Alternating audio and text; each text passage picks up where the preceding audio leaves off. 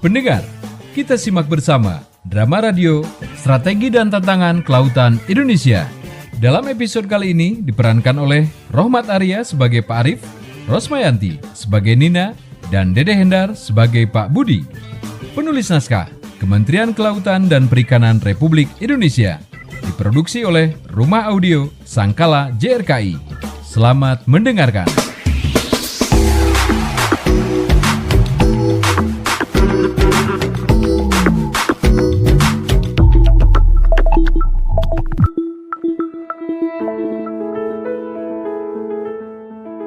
Dalam cerita kali ini, tak jauh dari episode sebelumnya, di mana Pak Arif dan Nina masih duduk di bangku diskusi, dan tak jauh dari mereka, Pak Budi berdiri di depan papan tulis yang penuh dengan catatan dan grafik.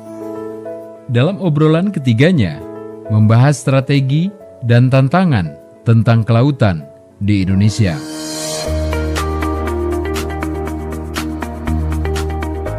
Pak Arif, saya dengar Technical Working Group baru saja melakukan analisis SWOT untuk sektor perikanan kita. Apa saja hasilnya, Pak? Betul, Nina.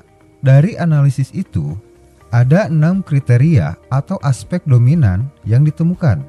Mulai dari kekuatan, kelemahan, peluang, hingga ancaman. Menarik.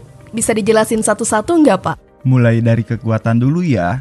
Pertama, kita punya ketersediaan induk produksi lokal tanpa harus bergantung pada stok di alam. Nah, kedua, pendidikan dan pelatihan berkelanjutan di bidang biosecurity dan kesehatan organisme akuatik. Ketiga, ada kerjasama dan komunikasi yang baik antara sektor publik dan swasta.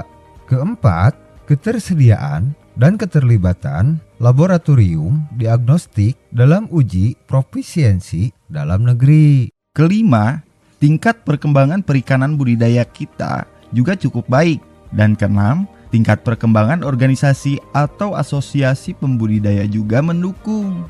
Oke, jadi itu kekuatannya ya. Kalau kelemahannya apa aja, Pak?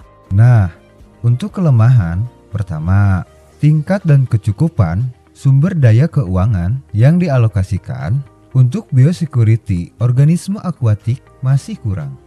Kedua, keberadaan dan pembaharuan strategi biosecurity organisme akuatik nasional juga masih perlu ditingkatkan.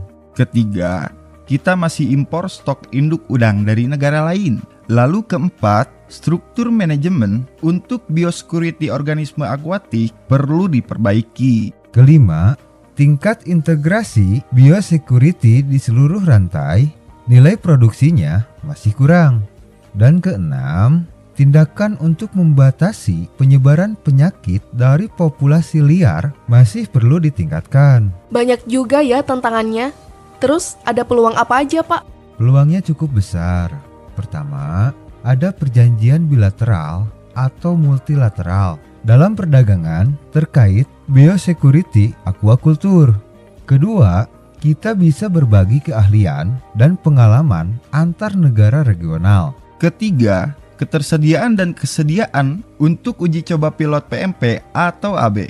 Sedangkan keempat, harmonisasi biosecurity nasional dengan standar dan panduan internasional. Kelima, ada program-program yang dibantu oleh pihak asing. Dan yang keenam, kondisi ekonomi nasional yang mendukung.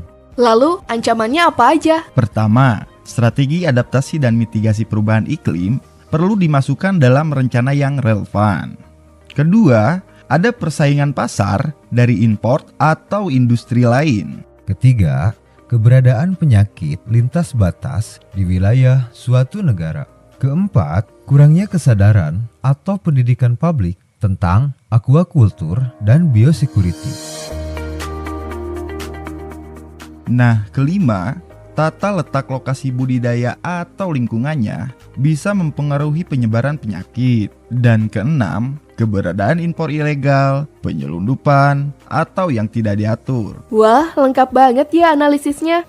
Terima kasih banyak Pak Arif dan Pak Budi. Informasi ini sangat bermanfaat. Sama-sama, Nina.